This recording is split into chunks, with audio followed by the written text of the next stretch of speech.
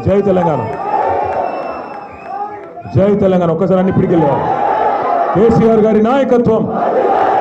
ముందుగా సోదరి వాళ్ళ తిరిగి సొంత గుటికి చేరుకున్న మా ఆడబిడ్డ శ్రీమతి విజయభారతి గారి గట్టిగా చప్పట్లతో స్వాగతం చెప్పాల్సిందిగా కోరుతూ, గౌరవనీయులు నిజామాబాద్ జిల్లా పార్టీ అధ్యక్షులు మాజీ శాసనసభ్యులు ఆర్మూర్ సోదరులు ఆశన్న గారి జీవన్ రెడ్డి గారికి, పెద్దలు రంగారెడ్డి జిల్లాని తన సమర్థ నాయకత్వంలో గత 25 సంవత్సరాలుగా ఆనాడు డాక్టర్ వైఎస్ రాజశేఖర రెడ్డి గారికి ఎట్లాగైతే ఒక చెల్లెమ్మగా ఆనాడు వారితో పాటు కలిసి నడిచినారో, ఈరోజు మరొకసారి కేసీఆర్ గారికి ఒక సోదరిగా మరి రంగారెడ్డి జిల్లాని అత్యద్భుతంగా ముందుకు తీసుకెళ్తున్న పెద్దలు మాజీ మంత్రివర్యులు, మా అందరి పోరాటానికి ప్రతీక మా ఆడబిడ్డ శ్రీమతి సబితా ఇంద్రారెడ్డి గారికి, గౌరవ మాజీ ఉప ముఖ్యమంత్రి అన్నగారు, తొందరలో స్టేషన్ గన్పూర్లో ఎలక్షన్ వస్తే తప్పకుండా అక్కడ మళ్ళీ తిరిగి కాబోయే ఎమ్మెల్యే గారు గౌరవనీయులైన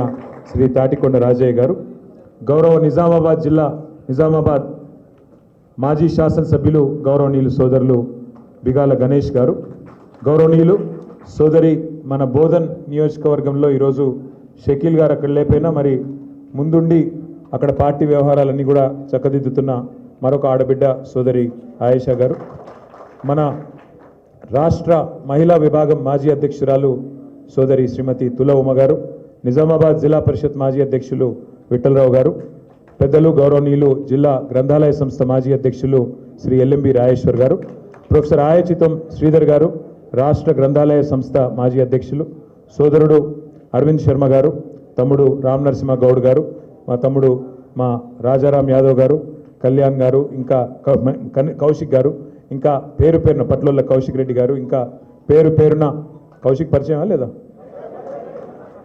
వారికి?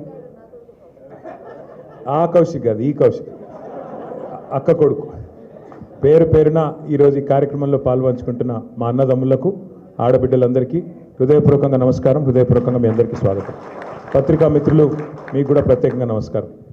ఈరోజు భారతీయ జనతా పార్టీని వదిలిపెట్టి అక్కడ స్టేట్ కౌన్సిల్ సభ్యురాలుగా ఉన్న తన పదవిని కూడా వదులుకొని నేను తిరిగి తెలంగాణ రాష్ట్రం మళ్ళీ బాగుండాలి అంటే తప్పకుండా పెద్దలు కేసీఆర్ గారి నాయకత్వంలోనే ఇది సాధ్యం అనే ఒక ఆలోచనతో తిరిగి వచ్చిన మన విజయభారతి గారికి మళ్ళొక్కసారి హృదయపూర్వకంగా స్వాగతం.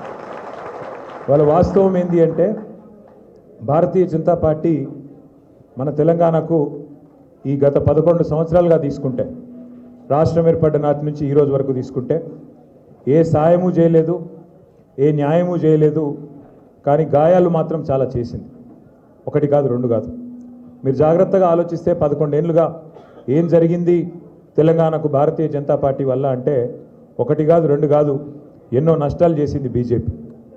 ముఖ్యంగా మా తమ్ముళ్ళు, మా చెల్లెళ్ళు ఎవరైతే యువకులు ఉన్నారో, ఉజ్వలమైన భవిష్యత్తు మీద బంగారు ఆశలు పెట్టుకొని ఉన్నారో వాళ్ళు దయచేసి గుర్తుపెట్టుకోవాలని నేను కోరుతా ఉన్నాను.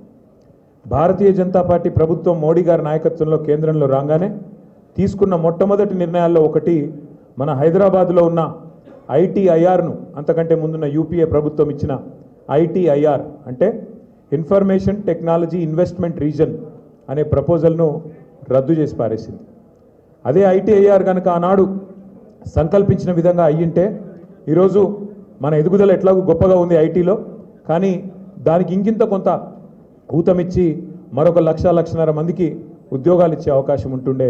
కానీ దాన్ని పొందబెట్టింది, యువకుల కళ్ళల్లో మట్టి కొట్టింది, వాళ్ళ ఆశలకు గండి కొట్టింది ఖచ్చితంగా భారతీయ జనతా పార్టీ, ముఖ్యంగా మోడీ గారి నాయకత్వం. అట్లాగే ఐటీఐఆర్ ఒక్కటే రద్దు చేయలేదు, నేషనల్ డిఫెన్స్ కారిడార్ అంటే హైదరాబాద్లో మీ అందరికీ తెలుసు, మీ మహేశ్వరం నియోజకవర్గంలోనే అక్కడ పెద్ద రక్షణ రంగానికి సంబంధించిన పరిశ్రమలు ఉన్నాయి. పాతకాలం నుంచి ఉన్న పబ్లిక్ సెక్టర్ అండర్టేకింగ్ కంపెనీస్ ఉన్నాయి. ఆర్సీఐ కావచ్చు, డిఆర్డిఎల్ కావచ్చు, డిఆర్డిఓ కావచ్చు.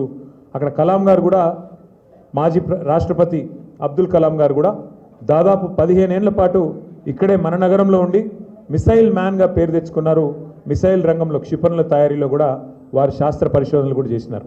అట్లాంటి పరిశ్రమలన్నీ అక్కడ మహేశ్వరం దగ్గర, ఓల్డ్ సిటీ దగ్గర ఇవన్నీ కూడా ఉంటాయి. అట్లాంటి ఎన్నో పరిశ్రమల వల్ల హైదరాబాద్లో దాదాపు 1000 పైచిలకు రక్షణ రంగానికి సంబంధించిన పరిశ్రమలు కూడా తర్వాత ప్రైవేట్ రంగంలో కూడా వచ్చినాయి.